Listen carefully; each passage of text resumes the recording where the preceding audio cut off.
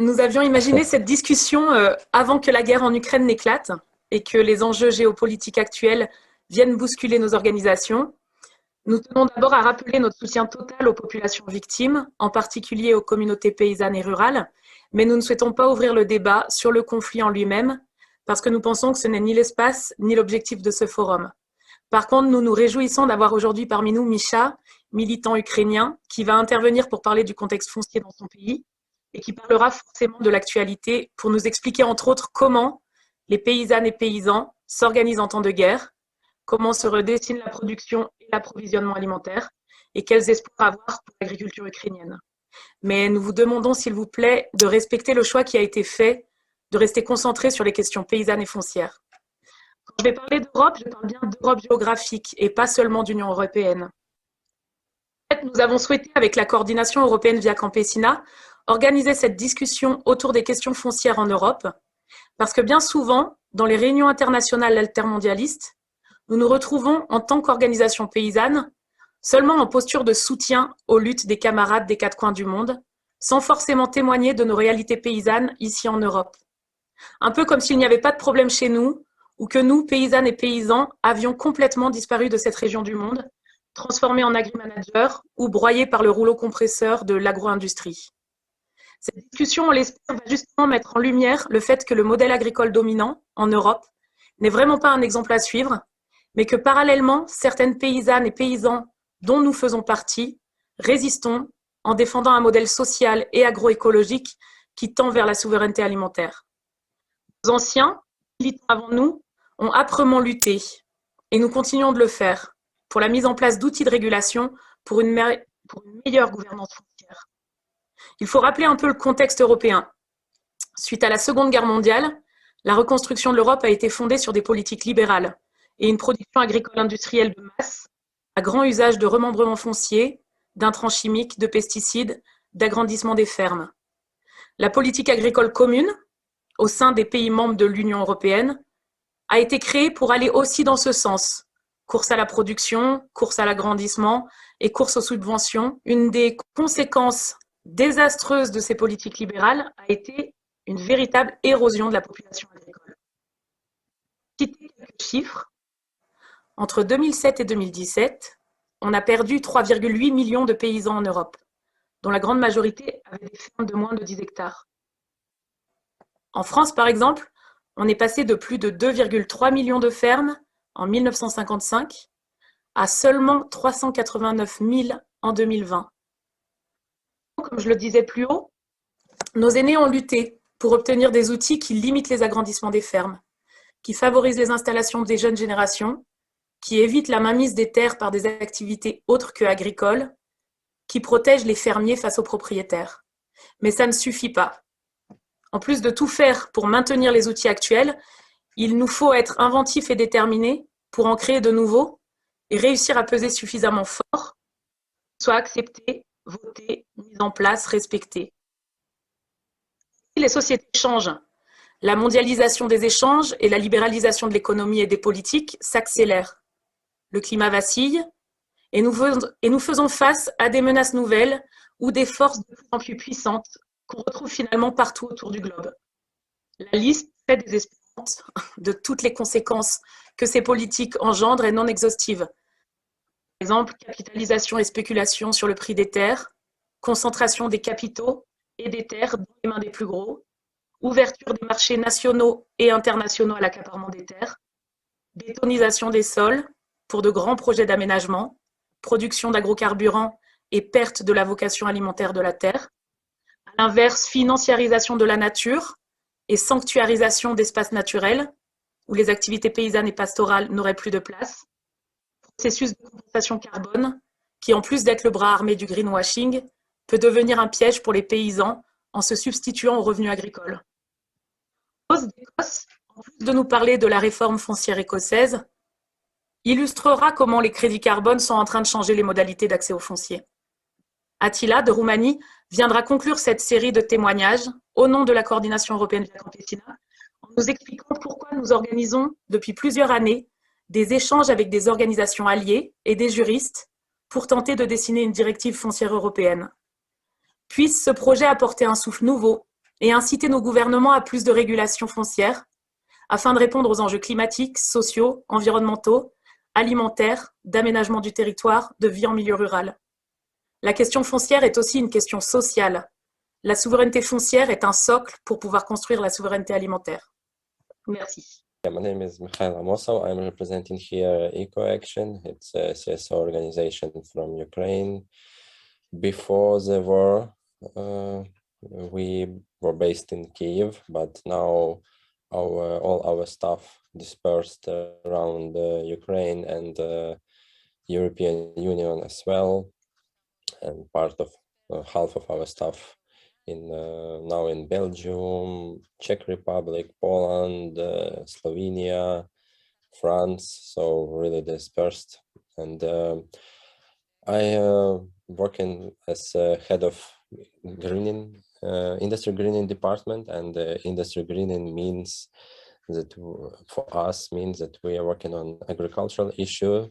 And first of all, it's environmental pollution caused by big agribusinesses in Ukraine.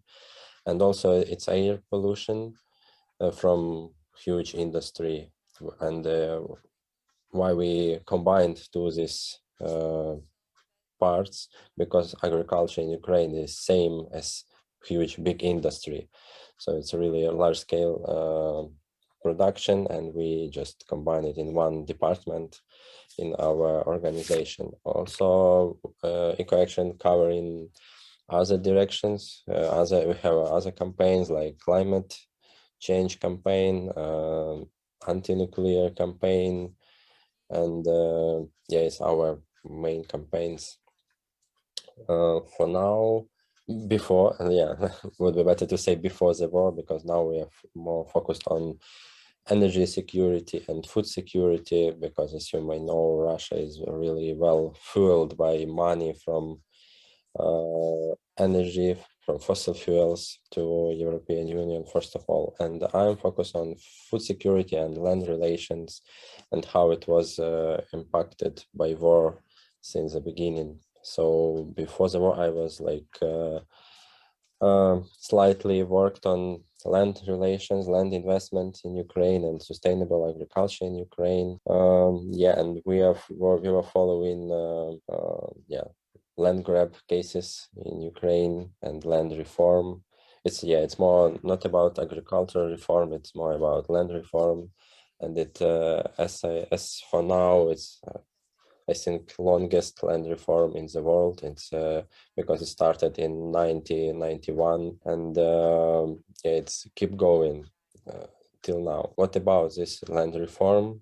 And since Soviet Union collapsed, a lot of people received their land plots, because it's like how to say, equality, justice, justice for these people who work in collective farms, and they just receive their land plots. But there were like a lot of obstacles to work on these land plots, and because people family farms, small farmers didn't have a lot of capacity, financial capacity, knowledge how to work with this land. And also often these land plots received were really far from their homes, sometimes 10 or 15 kilometers from their homes, and it was impossible to work effectively on these land plots. Additionally, it could be one like land plot can be in the middle of huge field for 200 hectares, for example. And for example, my parents have their land plots, and it's actually in the middle of the field, and it's not accessible for farming. Yeah, and it's like usual situation around Ukraine, and people worked in collective farms received in average 4 hectares. And in Western Ukraine, it's 1 hectare, and on Eastern and Southern Ukraine, it's can be 13 or 15 hectares in average. So in Ukraine, average is like 4 hectares, and it was 7 million people received such land plots. And then what happened then? The Ukrainian government wanted to avoid land grabbing, land concentration by big business, and they established a so-called land moratorium, and they just banned all land sales in Ukraine. So only one way to get land for operation, for farming, became land leasing. So all these 7 million people just gave this land to lease to other private companies which could operate on this land. And yeah, actually land moratorium, this ban on land sales, didn't do what it need to do actually to avoid land concentration by big business. And actually through long-term lease agreements, private business accumulated a lot of land in their hands, like one by one land plot by another, and they just collect thousands and millions hectares of these land plots in tens, actually tens hands. And this land moratorium was working till 2021, and the new government was like able to lift this moratorium and start free land market in Ukraine. But even so, it has some limitations, like new land market, so-called free land market, also has limitations to buy land by private legal entities, and only private people, regular people, farmers can buy this land. And only from 2024 legal entities can buy land plots. And yeah, we should see how it will happen, because in February Russia invaded Ukraine and everything changed actually. Land reform actually lost goals and aims because this first stage of land reform, government wanted to give small farmers and medium farmers this opportunity to buy land before legal entities will come up to buy land. And actually since last year there was no big rush for land to buy land, and land lease rent still really popular in Ukraine. And once war started, it's now impossible to buy land and even to conclude any other agreement on land. So like everything frozen, because it's kind of danger to conclude such agreements between people or between even legal entities in Ukraine for now, because of danger of cyber attack by Russians in Ukraine. So every register on private property now turned off, closed for everybody, and only government officials can get this, can do something with this information. And also we, like non-governmental organization, cannot follow what is going on with land for now. And here we come to new reality for farmers, small farmers, family farmers in Ukraine, because of war. Actually, as such, like everything changed. And as you may know, Ukraine usually export a lot of grain to different countries of the world, and there is huge dependence on our grains in African countries or Asian countries. And Ukraine is a huge player on this grain market.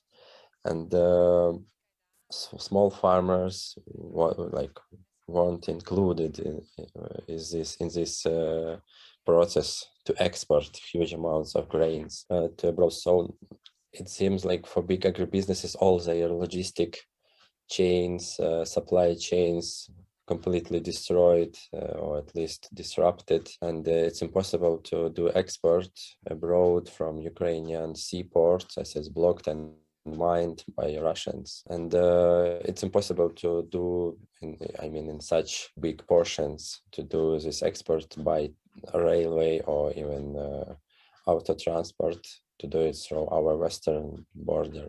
And because of this, as we lost our export opportunity, we now see this Ukraine's huge dependence on this money usually coming to Ukraine from this export.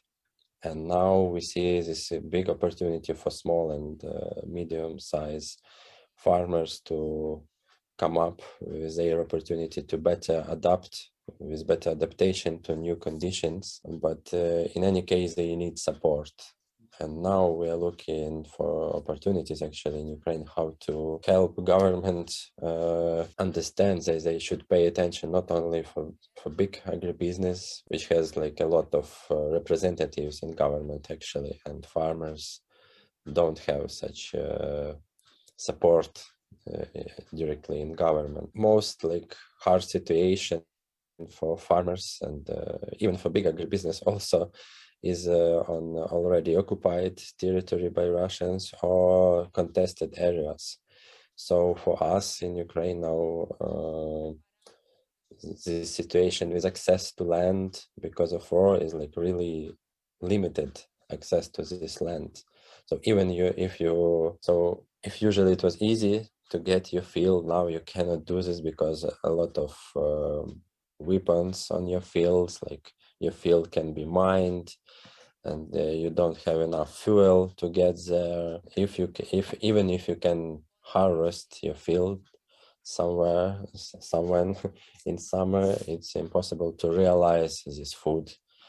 So it's like farmers and every business, agribusiness, just just stalled stuck in their situation to work on land and operate this land. And yes, for first like estimation, it's around 30% of agricultural land in Ukraine is not like accessible for operation. Yeah, we don't know what will happen next, because at least free from occupation territory area is able to cover Ukraine's need in food, and it's easy to fill this gap in food for Ukraine. But we are not sure about other countries dependent now on our grain export. So I see that farmers actually in process of adaptation, they adapt their crop structure, crop rotation to more like diversified style, not only sunflower, corn and wheat, but also about buckwheat, beans, like not only soybeans. So a lot of farmers actually looking for support in seeds, in fuels, fertilizers, and even pesticides, as like everything destroyed by this war. So here's like main issue, might be interested for you, this access to land. So because of war, you can do your usual stuff, as you cannot access your land. And it's 10 million hectares now in Ukraine, and we don't know what is happening. Like only a few news coming from this occupied territory. For example, in Kherson Oblast, it's around 2,000 farmers working there, and only few news I saw that they started their sowing campaign. So it's a huge obstacle for them to do this sowing campaign this year. It's difficult to get any information from them because they just cut it from other parts of Ukraine, and they just became part of resistance on these territories. Kherson, Zaporizhia Oblast, they just part of resistance to Russian occupation now, and we are not sure they can do the usual work. And what about other parts of Ukraine? It's just a lot of men actually mobilized to army, and because of war actually, and it's also a big issue. And the Ukrainian Ministry of Defense and Ministry of Agriculture just trying to find this better way to communicate between them, to do sowing campaign in better way, to secure our country, like build food security. And it's also a big issue for now. So something like that I would like to share with you, and if you have more questions, I'm ready to answer and share what I know. Thank you. Thanks so much, Mykhailo. It's really good to hear, good to have an update on how things are happening in Ukraine. I've got slides. So my name is Roz, and I'm a market gardener and a beekeeper. And I also am on the coordinating group for the Land Workers Alliance, which is a UK-wide union of agroecological land workers, farmers, foresters, and growers. And I'm based in Scotland, and I'm going to talk today about some of the land reform agenda, which is an interesting land struggle that's been happening specifically in Scotland. And yeah, I'm just going to give a pretext to that as well, that something that I think Mykhailo also said, that the land reform work that's happened in Scotland is not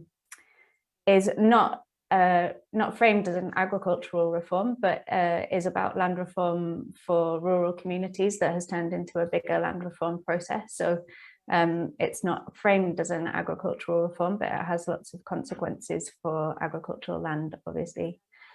And I just wanted to also situate this in the history of land expropriation and exploitation in Scotland, because I think it's really important to bear in mind that history and acknowledge it, and acknowledge the impact of that history outside of the UK and on the rest of the world.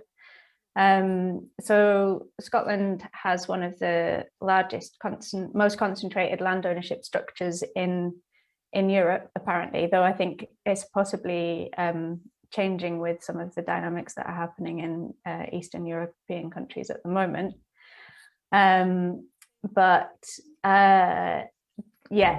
This history of concentrated land structure really comes out of the sort of 17th and 18th century land grabs by large estate owners in Scotland.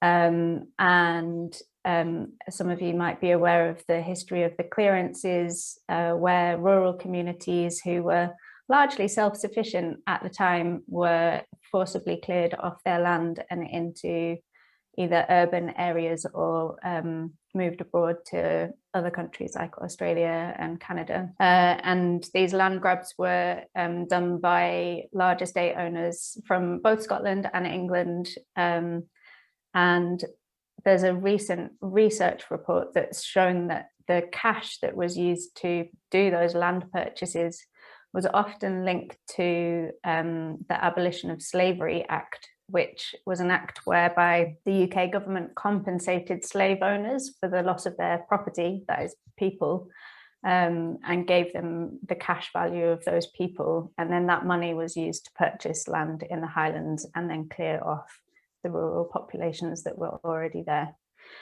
So that's a history that we're dealing with, and one that sort of continues to play out in the land dynamics that we have today. And yeah, there's a report that I've got a link to at the end that is really worthwhile reading in terms of how that historical context influences our land structure today, and is still very much framed around a sort of global export and exploitative economic model. So yeah, this is roughly what our land ownership structure looks like in Scotland today. We have a really Scotland's predominantly agricultural land, though a lot of that is sort of less favoured area type land, so hill farming and forestry as well. And yeah, as I said, it's got a highly concentrated land ownership structure, and a lot of the large landowners are private landowners, though some of them are public landowners or charity NGO bodies. And that land ownership structure is historical, but it is something that is increasing at the moment. So we're still seeing now increasing consolidation of land ownership in Scotland, and that's happening with farm sizes and is partly driven by the subsidy regime and other finance regimes that are happening, which I'll touch on later on in the presentation. And I just wanted to say a little bit about the sort of demographics of farming in Scotland at the moment as a context. So we have an increasingly aging population of farmers. I think the average age is around 60. and that very few people under the age of 41, and that sort of this shape diagram keeps getting more and more like this, so like more and more aging over time, and we're losing full-time farmers each year. So roughly like 500 farmers each year are moving out of full-time employment. Some of them are moving into part-time employment or more seasonal informal employment, but yeah, overall kind of a loss to the farming workforce. And a lot of the farming at the moment is very industrial and large scale and heavily reliant on the subsidy system to break even. And it's also very reliant on an export model. So most of what we produce is arable or hill farming. And most of the arable production is for whiskey and biscuits. And we have lovely whiskey, but it also means that we're heavily reliant on importing fruit and vegetables and other food for human consumption. So this overall ownership structure means that land access for people that want to farm agroecologically or in any way, but agroecologically in particular, is a struggle. We did some research with the Scottish Farmland Trust, who I'm involved with about 4 or 5 years ago, to ask people what the main barriers were to them starting farming agroecologically. And this is on the right-hand side, the top right-hand side here is some of the results from that. So most people said that they wanted to farm agroecologically, but access to land was the biggest barrier, and then housing. And profitability wasn't so much an issue for them because they're really driven by ecological motivations to start farming, and we're kind of willing to live a lower income life in order to farm in that way. Why is land access such a struggle? We've got like a lot of different dynamics going on in the land market that make land access a struggle, apart from the highly concentrated land ownership structure. So at the moment we have very few farms actually for sale each year. It's roughly 100 farms each year are for sale in the open market. A lot of those sales go to existing farmers who want to consolidate their existing farm business, and so they're outcompeting new entrants. And also some of those sales are going to non-farmers for investment for tax reasons or for benefits related to other financial benefits that you get from owning farmland in Scotland. And so this drives speculation in the land market, the sort of financial benefits that we have. And over the last, there's really different figures on this actually, and this is the most extreme figure that I found, just to clarify that. But this one figure, that the value of agricultural land in the UK in total has risen by 462% in the 10-year period, just under a decade ago. So we're really seeing like an increase in the price of land, which makes it inaccessible for people with less capital. And so for people with less capital, you might think that tenancies is an option for accessing land for farming, but also we see an overall reduction in the availability of farm tenancies and an increasing insecurity of the tenancies that are available. So they're shorter term tenancies, often 5 to 10 years or even less. And the impact for this on the food sovereignty movement in Scotland is really one of marginalisation, and that's cultural and economic. I've put this picture of these sheep here, which are a specific breed from an island in the Orkneys, and they just eat seaweed and they only live on the beaches of the island. And I think is a really good metaphor for the sort of food sovereignty and agroecology movement, because we're really sort of pushed to the edges of marginal land, where things are really difficult to be economically viable. And a lot of Land Workers Alliance members have very informal land tenure access, so they have verbal agreements with the landowners, and that means that they can't access the capital to invest in their businesses, for example, by installing micro dairy systems milking parlours and things like that to be able to make their businesses more viable. And it's also a big social justice issue if we're only relying on a system that where farmers access land from private purchase.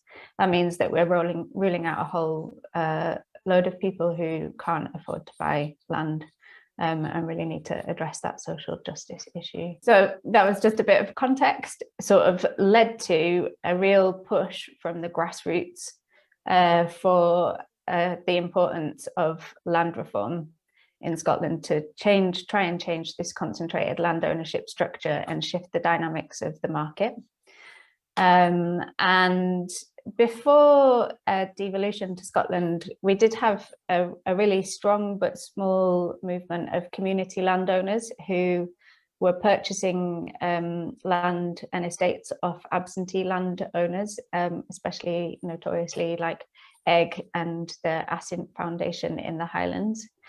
And this grassroots movement for community buyouts of that land really pushed the agenda for the current land reform movement that we have in Scotland at the moment. And this critical political point in time happened in 1999 when the UK government gave devolved power to the Scottish Parliament to make its own legislation around land. And that was really used as a trigger to then push this quite radical land reform agenda for Scotland. So the first piece of legislation that came in was the abolition of feudal tenure in 2000. So we still had feudal tenure in Scotland until 2000. And this was basically a system where, if an owner of the land died, then it just the ownership rights went to the first son of the family and wasn't split up. So that's helped that kind of maintain this kind of ownership structure that we have today, along with other things. And then we had a whole raft of other legislation, and it's very there's a lot of different elements to the legislation, and I'm happy to talk about it in more detail, but I'm just going to cover some of the key points that I think are interesting here. So in 2003, the first Land Reform Act brought in the right to roam. So people can go anywhere, they can walk anywhere, as long as they do that responsibly and not in someone's private garden. And that's a real cultural sort of shift in terms of how people think about their connection to land. And then we also created legislation around the community right to buy, so that communities had a clear process for buying land from landowners. So this wasn't, this was a retrospective right to buy. So you register an interest in the land, and when it comes up for sale, you can then have first, put in the first bids for that land. And then the Community Empowerment Scotland Act in 2015 made some changes to the first Community Empowerment Act to expand it to the whole of Scotland, because it was just in rural areas before then. And then in 2016, the next Land Reform Act looked at measures to increase the sort of governance, improve the governance of land in Scotland by creating the Scottish Land Commission, and also created the community right to buy, which is an absolute right to buy. So communities can force the sale of land from an owner if they can prove that it is for sustainable development. And this is a really significant piece of legislation, but it's not really been used yet, and we're trying to understand why. And as you can see by the graph on the bottom right-hand side, this has led to a real increase in the number of community landowners in Scotland now. So there's over 400 community landowners owning over 500 assets. And they're using that land in a number of different ways, and some of them are using it for agriculture and kind of transforming the agricultural systems that they have in their local communities. So these are just some of the examples I'll talk about really quickly. So there's some island communities here that have done buyouts, and Westray up in Orkney, and Colonsay in the Southern Hebrides, And then also some communities are buying out woodland as well, and doing that, using that ownership to create more sustainable woodland management as well, which is significant in a way. So it's a really positive and interesting model, and I think it's something that is possibly useful in other countries and contexts, but it is limited as well in terms of what the community land ownership is able to achieve in the wider dynamic of the land market and land system that we have. And I just want to sort of point to some challenges as a concluding bit of this presentation. So the community right to buy mostly is designed not to be reactive. So if a local community sees that a piece of land is going to be sold to a landowner for a certain price, and they don't want that landowner to buy that land, they want to take it for themselves, they can't really act in the current legislation. It's not meant to be reactive in that way. And yet that's often when communities realize that they don't want to lose the land, the farm that's serving their community, to a private company. And so the legislation doesn't really enable that at the moment, and is really slow and clunky and complicated. And there's a justification for that around human rights, but there's a lot of work at the moment to kind of unpick that, whether that's reasonable application of human rights law. And yeah, so communities are still really at a disadvantage to wealthy elites who have the cash to buy the land at whatever price they can afford it.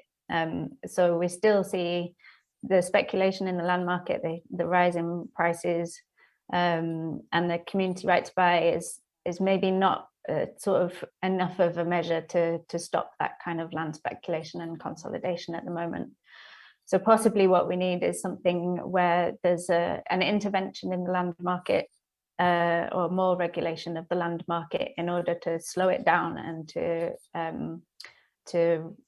kind of keep a check on the price and decision making around the type of land use that's available. And we're seeing this as a real challenge at the moment because of the carbon credit system that is sort of very unregulated in Scotland, and is there's been a number of sort of high profile land purchases over the last 2 years by companies and private landowners who are seeking to benefit from this carbon credit system for carbon offsetting. And I just have one example here from Brewdog, who brew beer.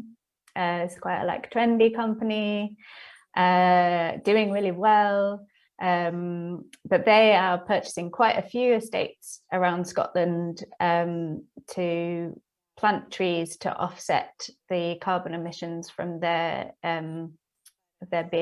brewery making industry, and have been criticized as well because some of those purchases they've then evicted the tenants that have been on there, who've been either farming or gamekeepers at present. So it's kind of, are we coming full circle again with the clearances, where kind of entrepreneurs are coming in and buying land and clearing off the existing residents for financial benefit. So that's a kind of concluding challenge from me. Yeah, I think these slides are going to be shared, but I just wanted to share these documents for further reading for anyone that's interested. So yeah, I'll stop there. Thanks very much. And yeah, happy to take questions at the end. Thank you very much, Audrey. I hope you can hear me well. Yes, great, because sometimes rural internet is really bad. Hello, everybody. My name is Attila Szocs. I'm coming from Romania. I'm a peasant farmer practicing agroecology in Transylvania. And I'm also president of Eco Ruralis, which is a national peasant farmers association in Romania. Also, I'm a member of the coordination committee of the European Coordination Via Campesina, working a lot on the issue on the right to land and also on public policies. I just wanted to thank you a lot. First of all, Mykhailo, and then thank you a lot to Roz for the presentation. It was a very interesting journey throughout east to west. I think one of the aim was to have this kind of east-west balance already put into the discussion, and my role is to fill it in with the rest of Europe a little bit. And indeed, the idea of today's webinar was to see how we mobilize, rise up from our struggles, and engage into policy making, and even conceive our own policies, and we push them through the political systems. And just wanted to emphasize from the beginning and to give our solidarity with Ukraine and with Mykhailo and others and the small farmers who are fighting but also producing on their land, because we can change policy in peacetime. And it's very important that we all militate for peace in all regions, especially in Ukraine right now, and to give international solidarity to us ourselves, to the peasants all over the world, and now the peasants to Ukraine, so that we can fight for peace and amend our legislation, fight for a better legislation on land in peacetime. Wanted to share with you the work that we have been doing on a European level in La Via Campesina Europe, where we have been working on a proposal, a peasant proposal coming out of the heart and the soul and the experience of peasantry in Europe, and proposing a directive on land. And one would ask, why would we need a directive, like a piece of legislation, a European legislation right now in Europe? Well, especially when I'm talking right now about the European Union and why we would need to propose something like this to the European Union level. But why? Because we have seen through this forum several times how other regions from other continents are fighting and struggling for land because they have huge problems on land. And the same reality is in Europe. We have been highlighting since a long time the problem and the huge issue of land grabbing, especially in the Eastern European side, but not just. Roz was talking about the enclosures and was talking about the concentration of land and the very policies that are very neoliberal, but also very focused on just property instead of stewardship of land, and neglect a lot the commons, neglect a lot the power of the peasant farmers to access land, and it's generating a lot of land concentration and a lot of land speculation, but also a lot of land amendment, because also Roz was mentioning, and it's a European reality, that this shrinking of farmer effectives. Europe is losing farmers, and any future policy needs to create more farmers, not less farmers. So that is why also we wanted to propose and to work politically as European Coordination Via Campesina on proposing a directive to land. Also because there's no such cohesive EU regulation on land. And also because there are precedents on a European level, and we can see that also from the ground, that there's, for instance, the directive on water, which is also a natural resource like land. And because we believe, and to our assessments, we think that a directive can be a very powerful legal instrument to give direction for the land market in the European Union, but also having an effect on the extra communitary market, on the extra European Union market. And it's also, we wanted to engage into this process of creating this piece of legislation that is an articulation of our will, of what we want. So this is a bottom-up empowerment process. Through articulating, even through a legislation, what we want on land, we became powerful. We practice our voice from the ground, and we do what lobbyists do, but without the lobbyists don't have the connection with the land. We have our everyday connection with the land, and we want to push that towards the policymakers. Because, and our final cherry on the top of our land cake is the United Nations Declaration on the Rights of Peasants. Because in that declaration that we long fight for as a global movement of La Via Campesina, we see and there's an article dedicated for land as a right. So if there's a land as a right, that needs to be implemented in European legislation. So basically, I will present two aspects of our work. One is the history. I will be briefer on that and more visual.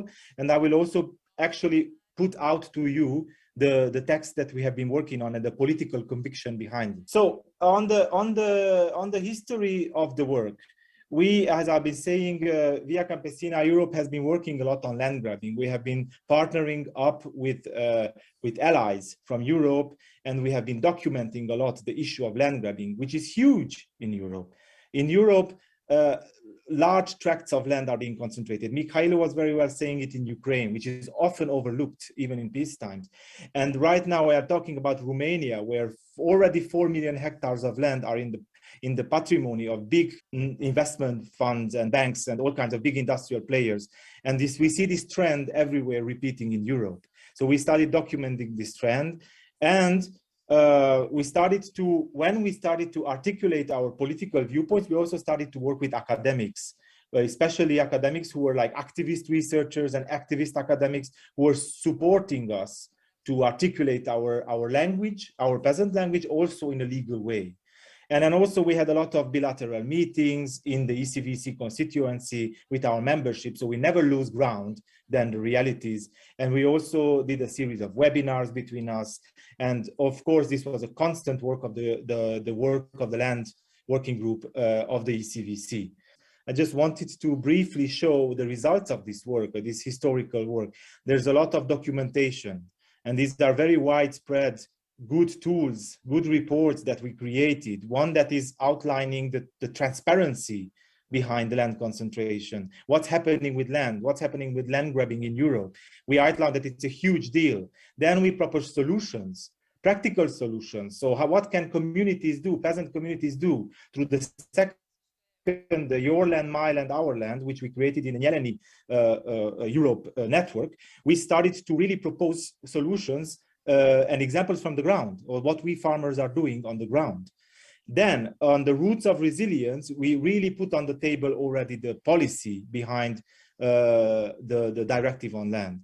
We share there why it's important to work on a land policy so that we can have an agroecological transition. That all also transposed into legal text already before, because the European Union has adopted an own initiative report that was based largely on this work I was telling you about, but also on international tools like the tenure guidelines, but also on the work of other fora in Europe that we have also been amending. So it is all translated into an own initiative report that recognizes that there is land grabbing in Europe, that there's a lot of land concentration, that we are losing farmers, and land is not just a commercial asset like mobile phones or like any other kind of commercial asset. Land is intrinsic.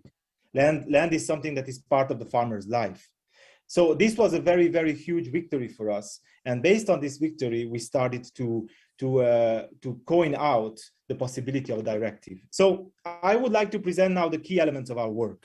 We have been working in the last few years, and we have been putting together a document that I think it will be shared with you, which are our political, it is our political proposal, basically, on a European directive. And you will find all the details that I'm telling you right now there extensively. But I wanted to share with you some key elements. So basically, our directive is proposed on measures to, first of all, prevent land grabbing and land concentration. Then secondly, to facilitate access to land for peasant farmers, for the next generation, for the youth, for women, especially. So after that, measures to protect soil, because through land access, we also want to promote agroecology and our agroecological way of working. And then, very important, we also propose and address the problem of common lands and public lands. And because it is something neglected right now in Europe, which is so privatized and neoliberal, that we tend to lose that. For instance, in Romania, we still have millions of hectares of common land that is through customary rights, through different rights than just buying out the land. And then after that, we also want to propose measures on forests and coastal farming, especially because the reality of the link between the forest and forest management, and this is very well shown by our membership in the north of ECVC, is linked to the land tenure. and it's also the coastal farmers. So if I would like, now I will go through the measures a little bit one by one, try not to push over my time, but just to understand a few of the elements. So when it comes to the measure of preventing land grabbing and land concentration, we very much point out in the directive that we need to focus on the use of land. So the use of land is much more than just property. So it's about renting, it's about property also. It's about shares in companies. So when we amend, when we create a directive, a legislation, we need to take into consideration all these different uses of land and to look into who owns land, who uses land according to these criteria. So it's very important to create transparency, and we are addressing this issue in the first part. Then it's also the transfer of the usage rights, that it has to be subject of public regulation. And when it comes to the transfer of usage rights, we also come up with radical proposals that we want to debate, and I'm very happy to debate on it in all fora. One of these is that no natural or legal person shall be granted use rights over land areas larger than 500 hectares. And this very much comes to the reality that we have been looking inside in our membership and in our alliance. And it was very much looking into who are the peasant farmers and the small family farmers of Europe. How much land do they have? And how is agroecology employed in Europe? So this is something that is coming from our proposal, our analysis, and we need to work with this, because this is we need to limit land concentration a lot, and to create more democracy in the land market and in the way we access land. So also that member states that have a different reality, for instance, Romania, or like you were mentioning, Ukraine, also Mykhailo, and how much does an average small farmer have in Ukraine, can use lower ceilings. So it's not like we need to even reach up to the 500 hectares. This is not about fragmentation, but it's about the optimal use of land when it comes to small farming and agroecology.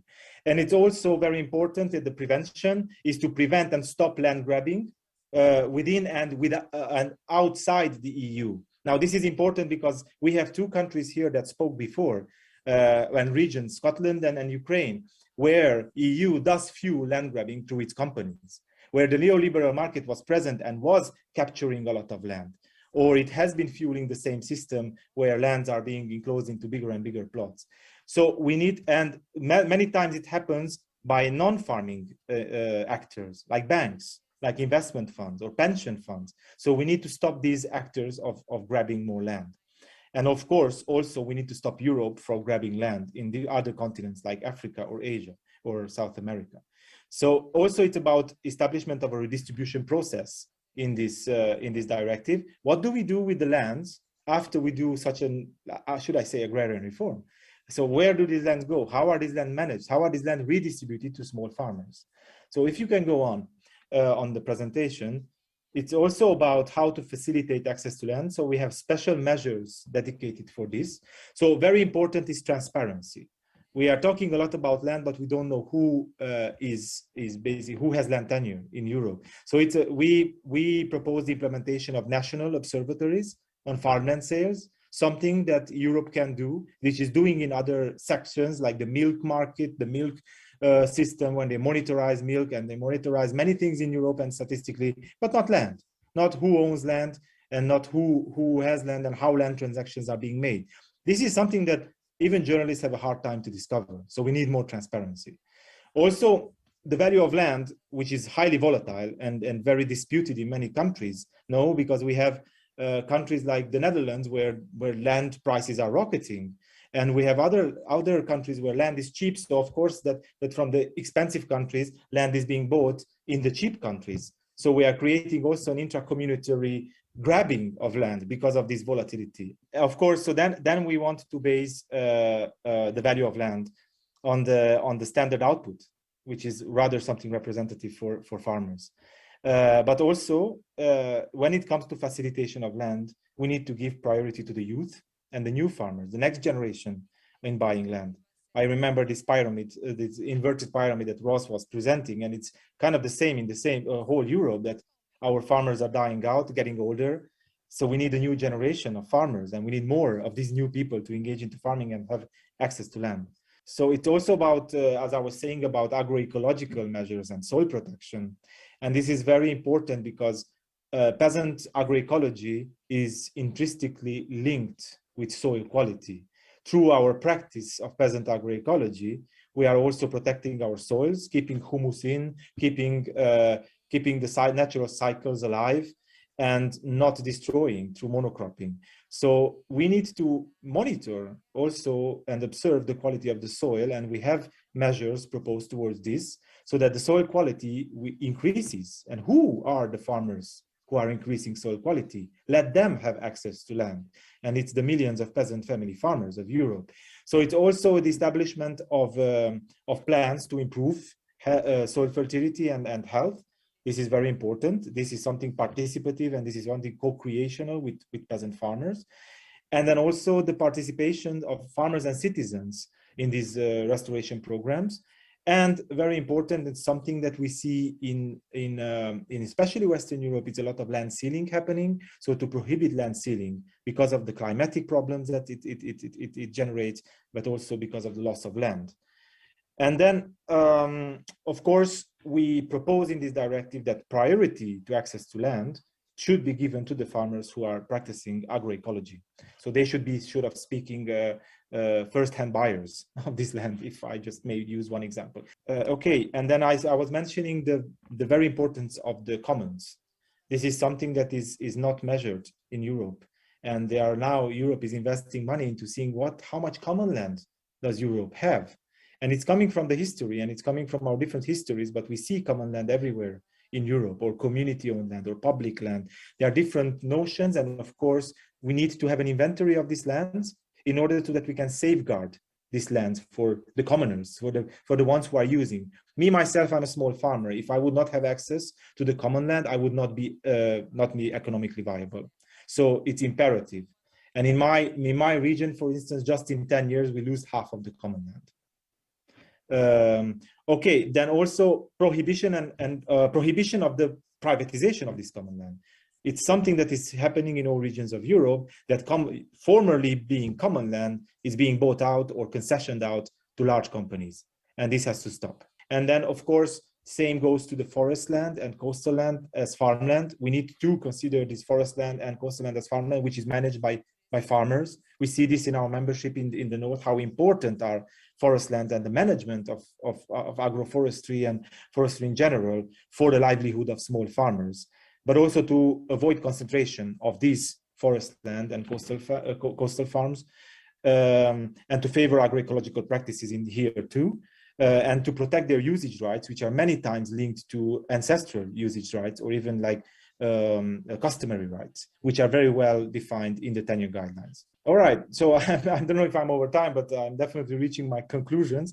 So I just wanted to mention again that our struggle that came really from the grassroots is intrinsically connected to the Declaration on the Rights of Peasants and other tools like the tenure guidelines, which have been developed through us and for us.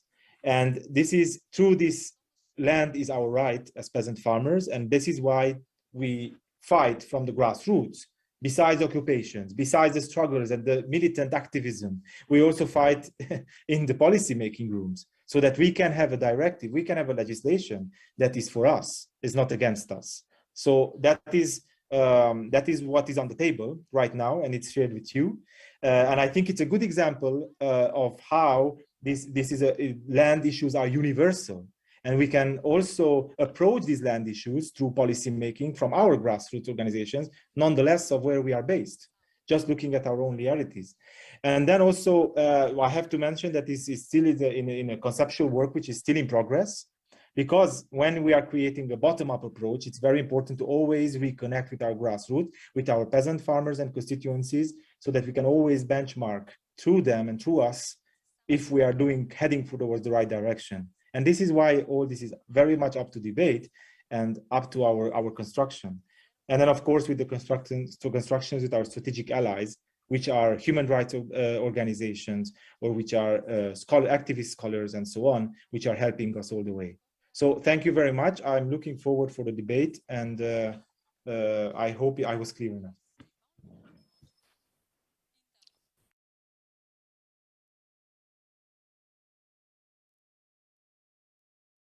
So in Europe, in the European Union, when policymakers are developing policies, they used to use the EDU or UDE, which is the economic dimension unit. So it was basically a number that was calculated on different coefficients, which summed up an economic unit, an economic dimension of a farm. So it was not the size of the farm, it was not it was a correlation between the production on the farm, but also the size and other factors. And this very much favors the large farms. So just to give an example, in Romania, small farms receive this EDU coefficient in a way that it prohibited them access to the European funds. And these were millions of peasant farmers which didn't manage to get access to European public funds because they were considered too small as economic. So the standard output is the average monetary value of agricultural production at farm gate price. So it's in euros per hectare or per head of livestock. So this very much more links back to the reality of the farmers on what they produce and on their economic dimension from the farm, not calculated to other kind of like correlated dimensions that the EU bureaucrats tend to do. So this much more advantages farmers and much more reflects the reality of the farming and its kind of like let's say economic viability. How well they and it's not related to large farmers, but it's much more related to small farmers because small farmers often get overlooked when they are doing these economic calculations. So I'm not sure if I was completely clear on this, but we do have an asterisk in the political document where it's also explained.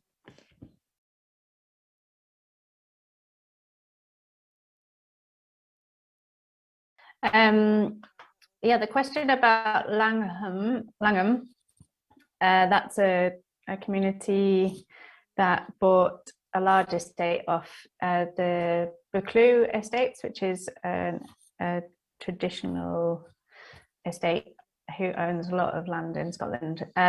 They recently purchased, I think, over 1,000 hectares of land in the south of Scotland. They are currently sort of developing what they're going to do with the land. It's interesting, actually. I'm also doing research. I'm doing a PhD at the moment on community land ownership in Scotland, and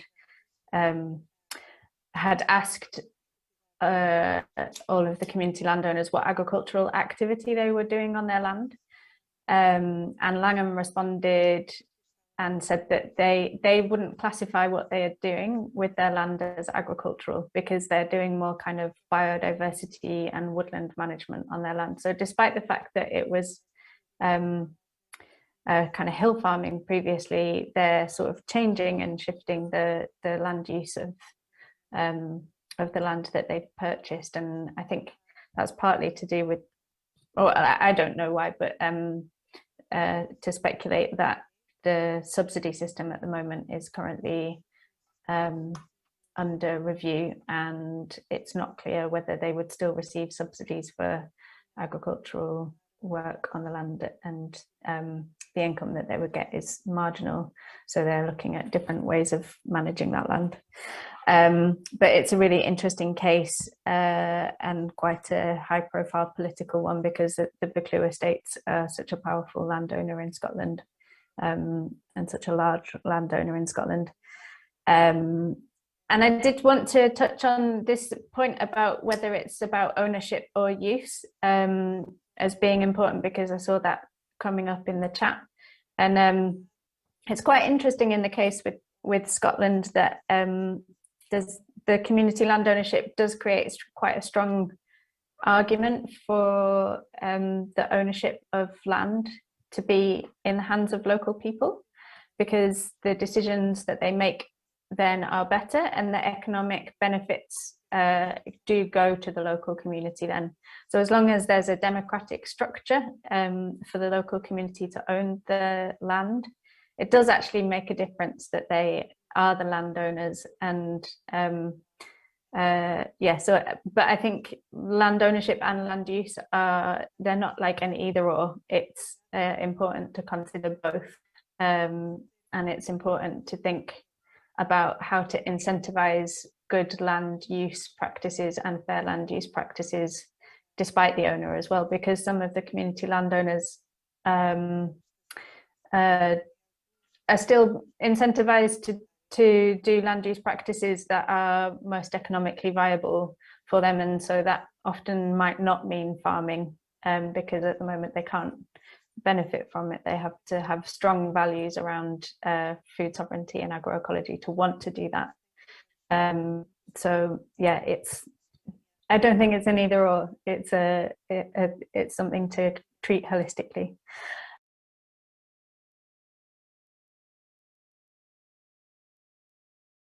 So that is not necessarily about farming, but just allows people the right to walk anywhere on any private property, and it's not about farming. Shifts how we think about land and shifts the cultural sense of people having a right to enjoy responsibly all of our land, and rather than it kind of breaks the barrier a bit of private land ownership. In England, there's signs everywhere that are private property, you can't walk here, and that doesn't exist in Scotland. And so mentally and culturally for people in Scotland, that makes a big difference in how we think about what land is for and who should be able to access it. And I think it's not directly about farming, but it's really significant.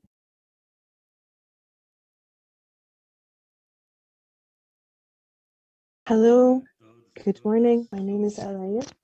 I'm the Director of Agricultural Politics, the presentations of our colleagues, and I understood that there's a very big similarity in relation to the land use in Brazil. We also have here that question in all the regions of Brazil. We have the question about agri-lighting of lands, especially in the Amazonian region, where there are many public lands. There are a very large volume of public lands, which we don't know indirectly how some of them are being exploited, environmental impact, and there are huge agricultural companies who are arriving and occupying those lands. They are taking advantage of the current land policies, and they are worried about becoming owners of that land. And in this case, it sometimes happens that family farmers are thrown off the lands that they are farming and preserving, and therefore this generates a lot of violence. We have some brutal violence, such as murders of people and families being thrown off their land, and there are people opposing these things. However, they're earning money from the government and from public funds. Also, at the end of last year, we approved a resolution which brings us the need to discuss in more detail the agricultural land use in Brazil, in the whole country, not just in Amazonia. And in reality, that resolution, apart from people discussing things such as respecting the communities, traditional communities, we also try to propose that land ownership should be limited in Brazil. We know that this is quite a difficult proposal, and there needs to be a lot of debate about it, but we need to pressure the government to apply this, especially in relation to the presidency in Brazil. With the possibility of having Lula being re-elected in Brazil, we need to deepen the discussion and propose the limitation of ownership. And the agricultural reform doesn't just affect people in Brazil. We also need to discuss the agricultural reform, the wider agricultural reform, and later on, that's something that can be discussed in more detail. And Alberto cannot be here today. He's outside Brasilia. And I'm here with Monica and Ivo, and Monica, who are also participating. Thank you very much.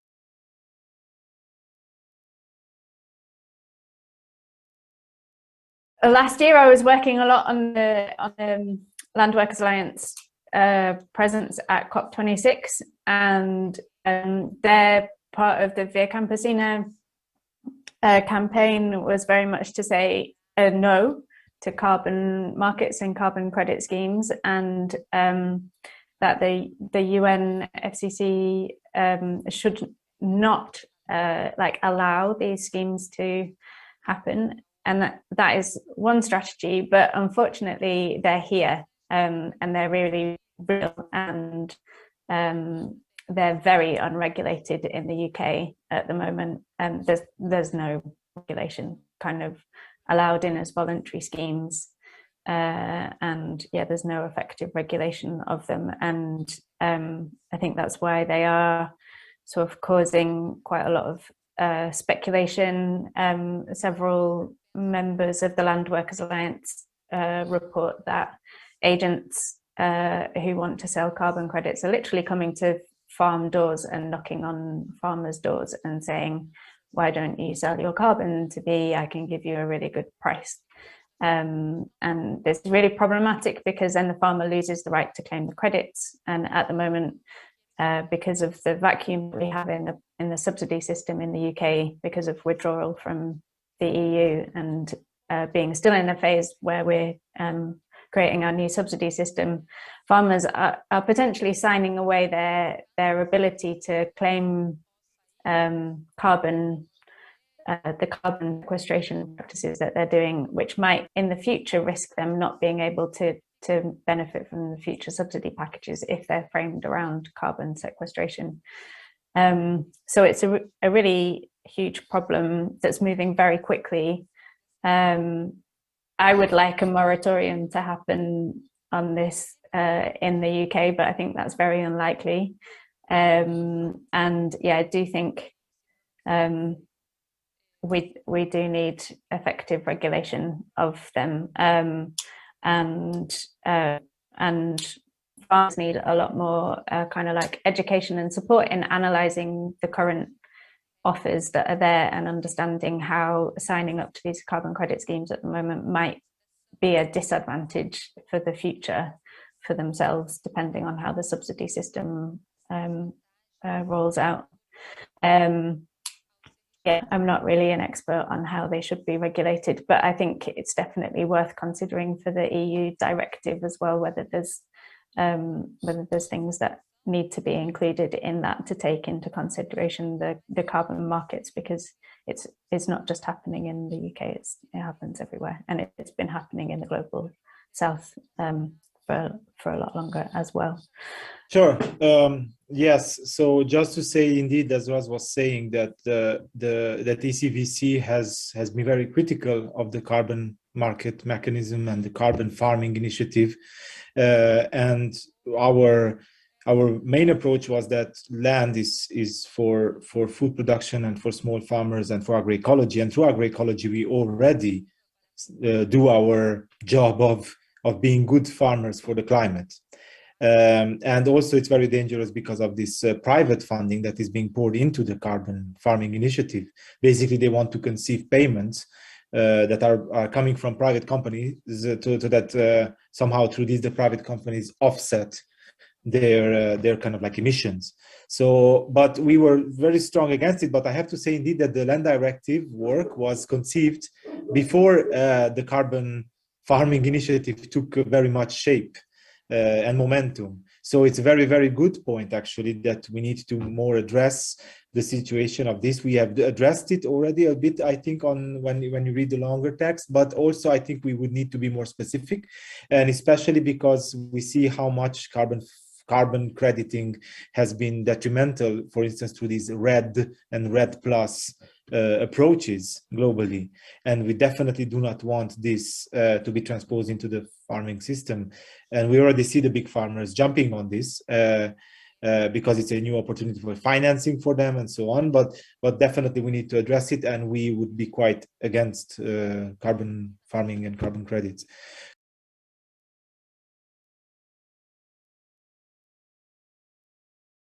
So when it comes to the coastal areas and forests, indeed, I did not have enough maybe time, or I didn't express it completely. The fact that it does come on the preserving of the use of rights of individuals and communities that are traditionally engaged into small-scale artisanal and coastal agriculture, and it's about also that the directive doesn't somehow abolish this kind of like the protection of these environments that are very sensitive when it comes to like the large scale development of like tourism or recreational activities or so on. So the focus is on the small scale artisanal and coastal agriculture and the usage rights, which are like taken out. And a lot of the people are losing their lands, actually coastal lands, because of the big developments. So it's for this, and maybe indeed we need to work more on the text to better highlight this. And the same goes with forestry. Well, actually, we do mention that that we need to keep the good balance between between the agroforestry and the forest lands. But this is much more also about the tenure rights of the farmers, small farmers, for instance, but not just from the north. It's about securing their rights in a space where a lot of the forests are being liberalized, forest lands, and we do need to look into how in the north small farmers are using the forests in a very agroecological way in order to be economically viable. For instance, having cattle roaming the forest, but in a very interesting way. It's fascinating to see, and these need to be preserved, not clear-cut forestry or like really closed big forest concentrated lands, which also we see in Romania. So this needs to stop. So we do specifically engage into these problematics into the directive, but I didn't have time to explain it. And because you highlighted, it means that we need to dwell more time to just like coin out even better.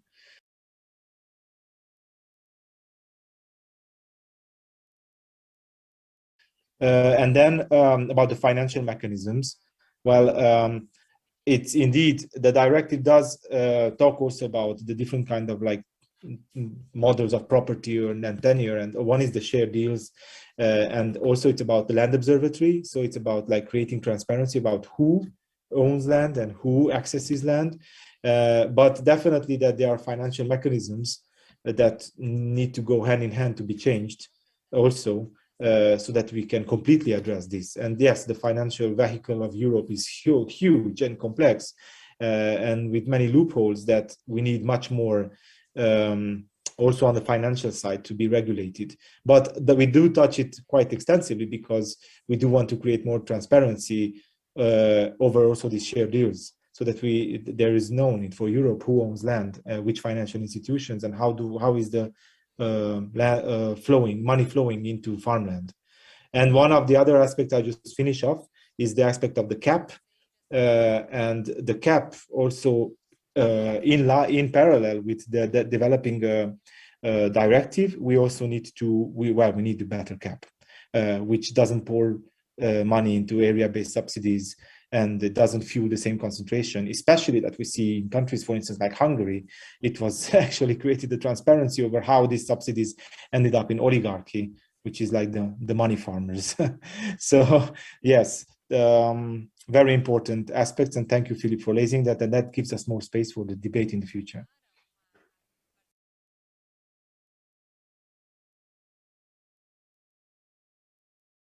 Ukraine like applied to join EU like as soon as possible, but even before, Ukraine has done a lot of like activities to implement a lot of European directives.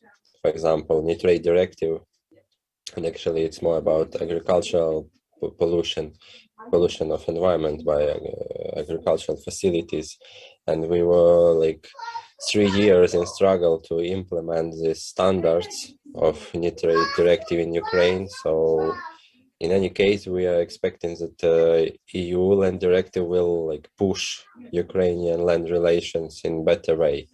And I agree with Attila that cap, for example, is not good instrument or tool in some ways, but even these tools is like really good for Ukraine in any case. So we should, of course, we should like improve this as soon as possible to do it more effective and more responsible and accountable, etc.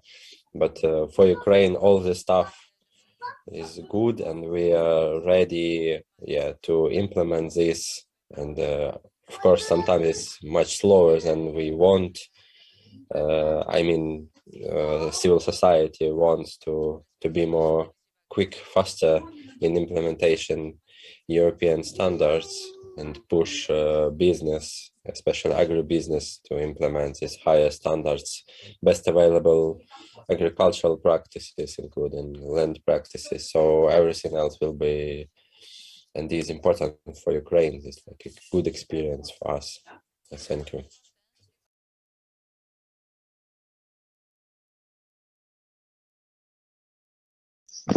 Bonjour à tous et à toutes. Bien, je n'ai pas de questions à poser.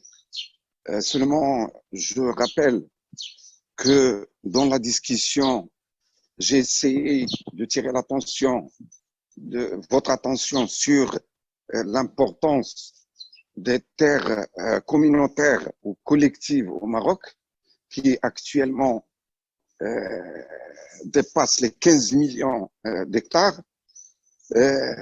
Voilà, il n'y a pas beaucoup de discussions, mais ce que je veux dire, c'est on a besoin de vous tous pour sauvegarder ces terres et mener une lutte et une solidarité parce que l'État actuellement a établi des lois pour s'accaparer ces terres et les mettre aux mains des entreprises privées. Voilà. J'ai une proposition. Je me suis chargé de l'AMDH et d'une autre organisation qui s'intéresse à la terre pour organiser une activité, soit une conférence ou une table ronde à distance. Et j'aime bien vous proposer cette initiative pour, disons, voir les organisations qui peuvent participer et mener un plaidoyer au niveau international. Bon, vous savez que la MDH n'a pas de moyens. Bon, je ne sais pas, est-ce que le forum, votre secrétariat peut mettre à notre disposition les moyens techniques, surtout le Zoom, YouTube, etc. Donc, voilà mon intervention. Merci.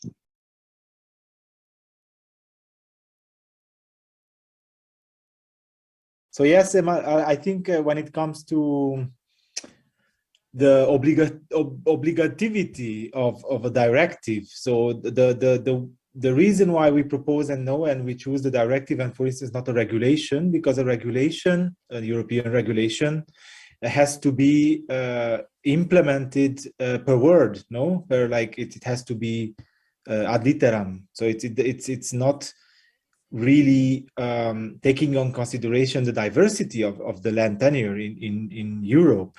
So that's why directive, which is directs basically European countries in order to amend their land legislation, so to take in consideration the European level directives, but amend their land legislation based on their realities. And yes, we have different realities, and we have been sharing these realities. The reality from Romania is not the same as the reality in Belgium, for instance, when it comes to land tenure, because of the proportion of ownership and tenureship, for instance, for one, price. Also, when it comes to transparency, we have huge problems in Romania. Maybe Belgium has a better market. I don't know. Let's not even talk about other land markets, like France, for instance, which already have a mechanism like the SAFER, which works, as I understand, in a different way, for instance, and other countries try to implement it, and so on. So there are different realities.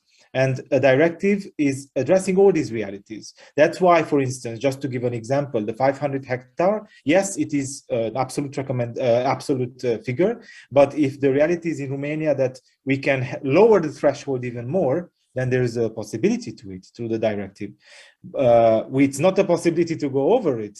So it does give some interpretation, but not a lot. And it also respects the diversity of the state. So I think that's an obligativity.